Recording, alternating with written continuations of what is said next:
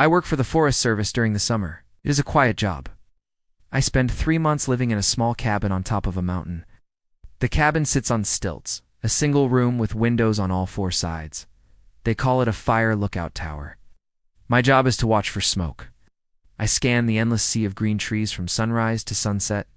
If I see a plume of smoke, I use a device called an Osborne firefinder to get a precise direction. Then I radio the coordinates to the main station down in the valley. Most days are uneventful. I read books. I watch the eagles ride the wind currents. At night, the stars are so bright they look like spilled salt on black velvet. It is a lonely job, but I prefer the silence. The first strange event happened about a month into my season. I was making my evening radio check-in. It is a routine call. I state my tower number and report all clear for the day. The dispatcher, a woman named Carol, confirms and signs off. That night, after I signed off with Carol, the radio crackled again. It was just static at first. I almost turned it off. Then a voice came through. It was not clear. It sounded distant and garbled, like a weak signal fighting to get through. The voice was low and raspy. It said one word. My name. I froze with my hand on the dial. No one else uses this frequency except the service. I keyed the microphone. This is Lookout 7. Please identify yourself, I said. My voice was steady, but my heart was a drum against my ribs. The only reply was static. I tried again. Nothing. I told myself it was a fluke. A stray radio signal from a passing plane, maybe. Or a ham radio operator bleeding onto our channel. I tried to forget it. But the way the voice said my name felt personal. It felt like it knew me. A week later, it happened again. This time there was no radio call. It was a light. I was looking out the east window, watching the moon rise over a distant ridge. Then I saw it. A small white light blinking in the deep woods below. Ow. It was in a section of the forest with no trails, no roads, no campsites. It was pure wilderness. The light blinked 3 times, paused, then blinked 3 times again. A pattern was a signal. I grabbed my binoculars and focused on the spot, but the light was gone. I swept the area for 10 minutes. I saw nothing but trees. I reported the light in my morning call. My supervisor said it was probably just campers with a flashlight.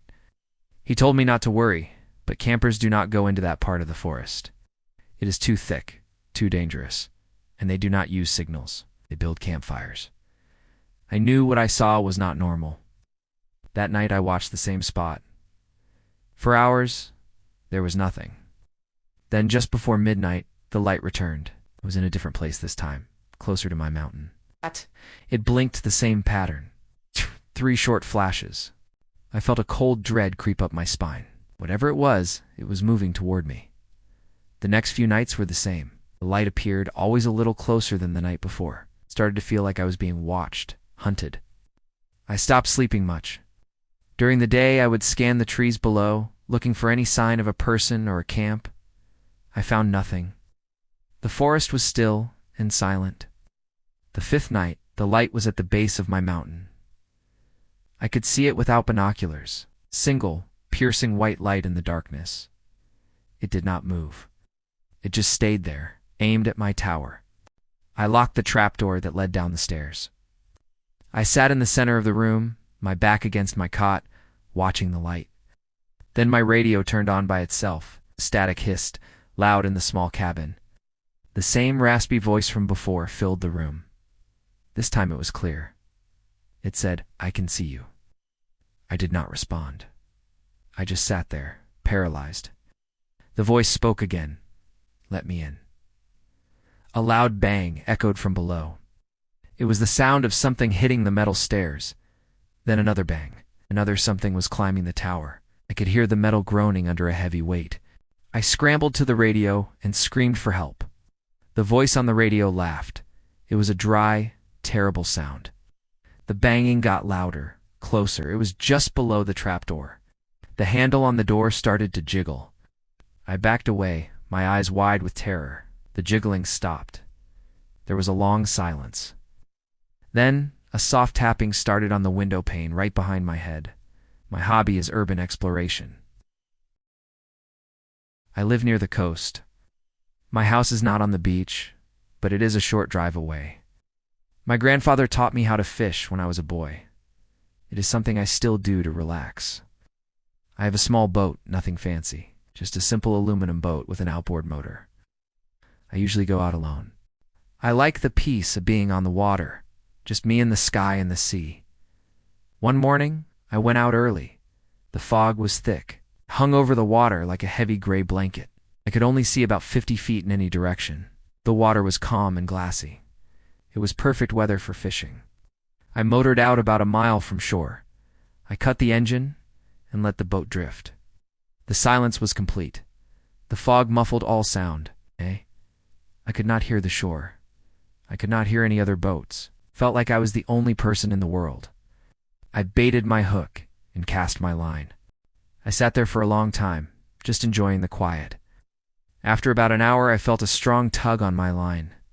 It was a big one. I started reeling it in. The fish fought hard. My rod bent almost in half. I was excited. This was going to be a great catch. As I got the fish closer to the boat, I noticed something strange. There was no splashing. Usually a fish this big would be thrashing on the surface. Someone was just pulling a dead, heavy weight. I finally got it to the side of the boat. I looked over the edge to see what I had caught. It was not a fish. It was a long, pale object. It looked like an arm, a human arm. I stared in horror. The arm was white and bloated, ended in a hand with long, thin fingers. A hook was snagged in the sleeve of a tattered white shirt that covered the arm. I let go of the rod as if it were on fire. It clattered to the bottom of the boat. My first thought was to call the Coast Guard. I reached for my radio. But before I could pick it up, the arm moved. It bent at the elbow. The long fingers curled into a fist. Then they uncurled. It was not just dead weight being pulled by the current. It was alive. A wave of pure terror washed over me. I scrambled to the back of the boat and tried to start the motor. My hands were shaking. I pulled the cord once. Nothing. I pulled it again. The engine sputtered, but did not start. The boat rocked gently. I looked over the side again. The arm was gone. The water was still. My fishing line was slack. I told myself I imagined it. The fog was playing tricks on my eyes. It was just a weird piece of driftwood. I took a few deep breaths to calm my nerves. I pulled the starter cord a third time. The engine roared to life. The sound was a huge relief. I put the boat in gear and started heading for shore. I just wanted to get back on solid ground. As the boat picked up speed, I felt a bump against the hull. A hard thump.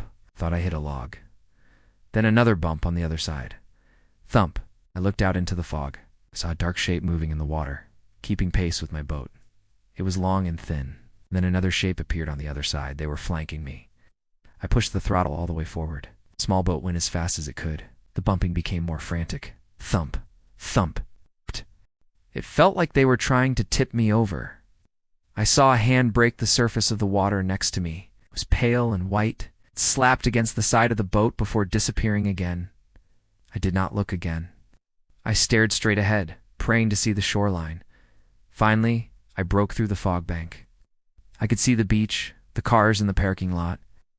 I aimed the boat straight for the sand and did not slow down until the hull scraped the bottom. I jumped out and ran.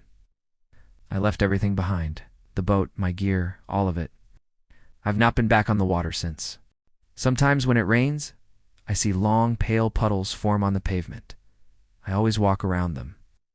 I am afraid of what might be waiting just below the surface. I find old, abandoned buildings and take pictures of them. I love the silence of forgotten places, the way nature reclaims what humans build. I have explored old factories, schools, and houses. I am always careful. I tell someone where I am going.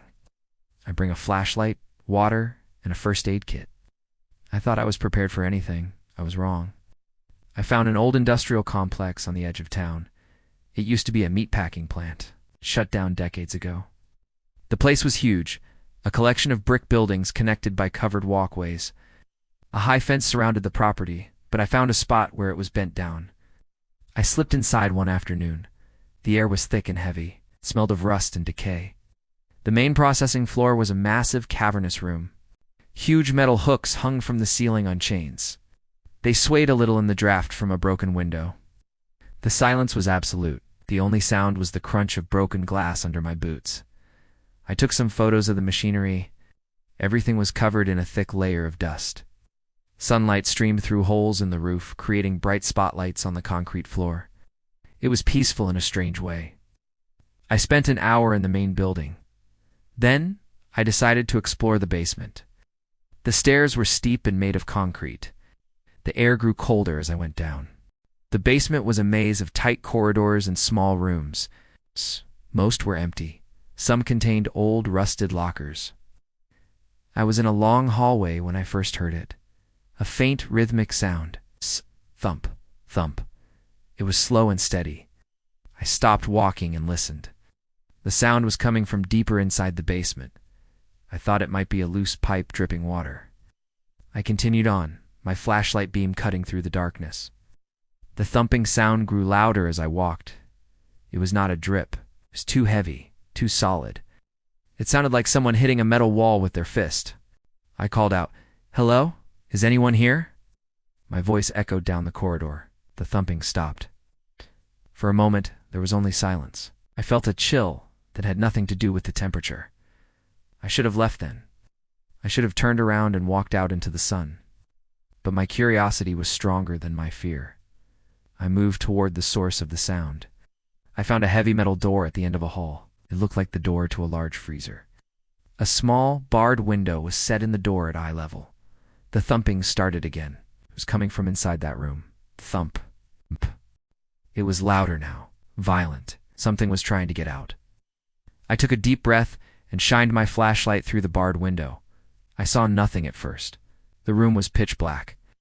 I pressed my face closer to the cold metal. Then something moved in the darkness. It was a shape, vague and large. It shifted in the far corner of the room. I could not make out any details. As I watched, the shape moved forward into the edge of my flashlight beam. I saw a pale hand slam against the inside of the door.